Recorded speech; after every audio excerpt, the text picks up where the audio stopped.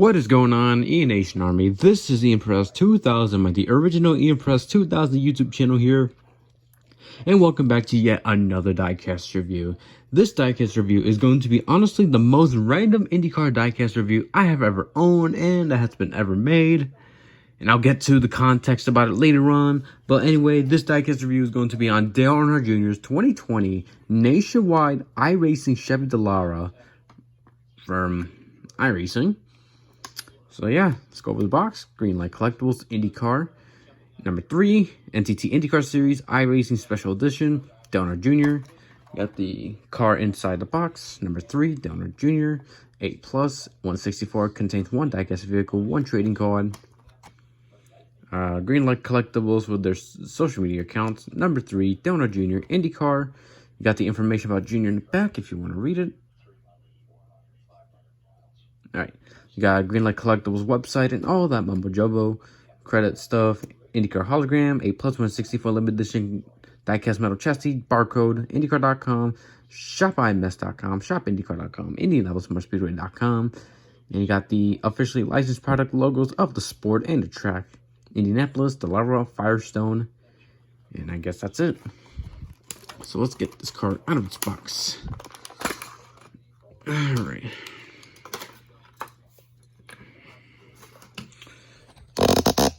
Alright.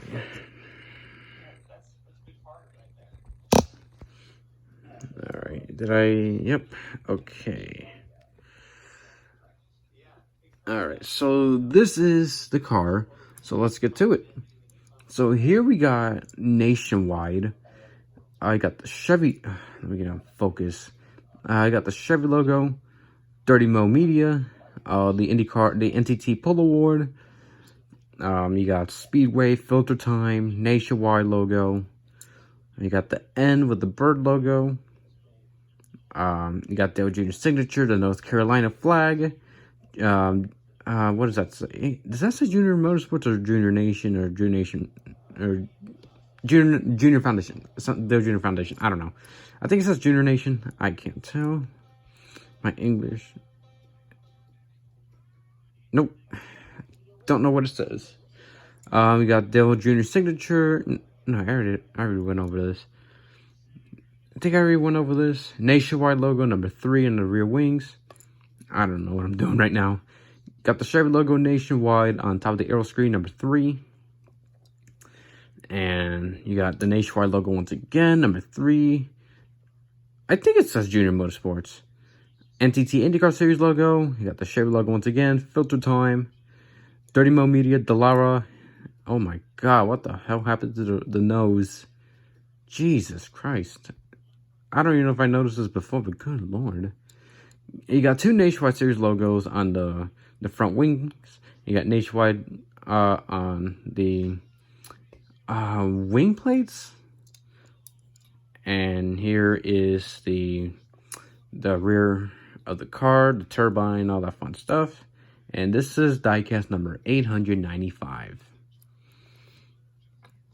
Alright, so that is Dale Jr.'s iRacing car. So the context, in case if y'all somehow don't remember, but during lockdown of 2020, when, you know, everybody was at home because, you know, we didn't know too much about COVID, so we had to stay home and all that. And, in the racing world, they went virtual. Formula One did, like, some esports series. NASCAR did their iRacing Provisional Series. IndyCar did their IndyCar iRacing Challenge Series for 6 races. One that was Michigan. And Dale Earnhardt Jr., because he's part of iRacing, made his IndyCar iRacing debut at Michigan. I don't know where he started. I think it was like 18th. I don't remember. But for a NASCAR driver, Dale Earnhardt Jr. finished 3rd at Michigan International Speedway in iRacing. And that was his only ever IndyCar related kind of start, virtual and reality. So, yeah. Honestly, yeah, this diecast is random, but hold on.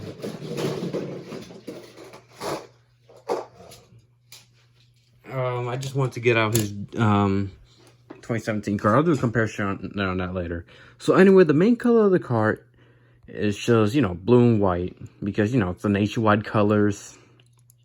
So yeah, and to be honest, this diecast, the livery reminds me of Dale Jr.'s 2017 nationwide car for some reason. Why? I don't know, but for some reason it does. I guess it's because, you know, the blue and white. And I love how Nationwide left NASCAR after 2019, yet Nationwide's still Junior. I guess Junior's still a Nationwide customer, because I think his family's been using it for, like, decades, according to that one commercial. So, yeah. So, a little side-by-side between a stock car and open wheel. So, yep.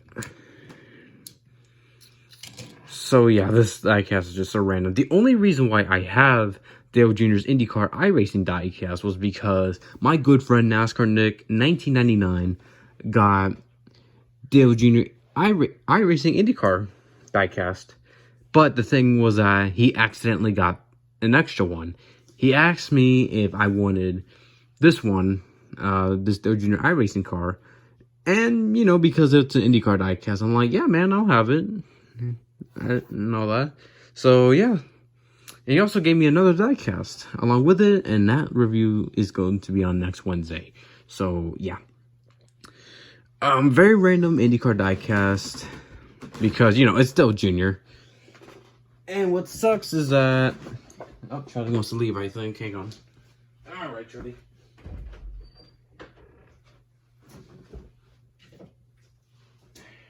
Hang on, Charlie boy. Anyway, so what sucks for the sport is that IndyCar didn't re-sign iRacing's contract, and after 2022, there's no licensed IndyCar stuff on iRacing. Yet, IndyCar is still with Motorsport Games, and everybody knows Motorsport Games for the wrong reasons. And yet, the fact that IndyCar is still with them, same with NASCAR and all that. That's just disgusting. And as for IndyCar, are they trying hard to... Are they even trying to expand the sport? I mean, don't get me wrong. I'll be honest. I'm not a fan of iRacing. It's not as good or realistic as people say, in my opinion. iRacing is not my thing. I prefer Earnhardt 2003. It's free anyway. But even though I don't like iRacing does help expand the racing world. You know, like, there's NASCAR fans that try IndyCar, and I think they got into it. So if IndyCar isn't a thing on iRacing, how the hell are you going to expand the sport? And I know iRacing is not the only way to grow the sport, but that's one of them. Like, video games are a huge deal more than ever, compared to when I was a kid. Especially in the simulation racing world. Even though I don't do simulation racing stuff. But my point is that I thought IndyCar was putting in some effort to expand the sport ever since they had, you know, just ever since like they were with NBC only. But I don't know. I feel like they're not trying to expand the sport as much as I thought they were. And the fact that they don't have iRacing, it is just a bad look. And IndyCar rightfully got clowned on so hard.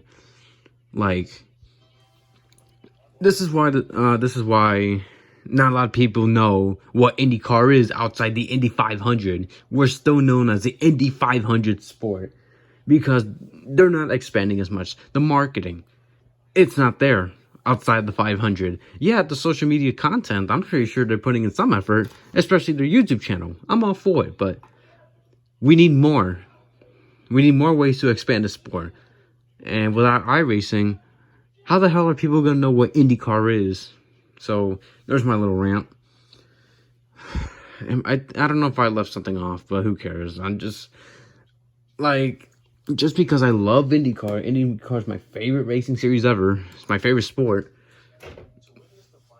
Like, that doesn't mean I'm not going to be critical if they fuck up. I'm tired of the constant fuck-ups.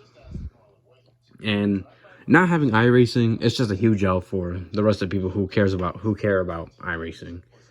So yeah, I didn't mean for this to be a longer video. I want to do a Diecast review, but I just want to let out my thoughts about IndyCar with no iRacing. So yeah, IndyCar keeps taking L's even after the split finished. When are they gonna learn? What, 2024 with a different schedule or whatever? I don't know. I love IndyCar, but I'm so tired of them taking L's constantly, especially in the off season. So yeah, yeah, even Junior was upset about it, rightfully so. Anyway, so yeah, beautiful car. I just wish that there was a Jimmy Johnson 2020 Ally IndyCar diecast that was ran at the virtual Watkins Glen race. I wish, like, whatever, I don't, Greenlight doesn't approve energy drinks, right? Well, could you imagine there was, like, Kyle Busch's Rowdy Energy car, 164, you know what I mean? Like, I get that they made this because it's Dale Jr., but it would have been more fair if they made, like, a Jimmy Johnson Ally 2020 car, because, you know, just final farewell, well, full-time-wise, and Kyle Busch, because it's Kyle Busch, both popular drivers, yet only Junior gets made. So, yeah, I mean, don't get me wrong, I'm glad that I have this car.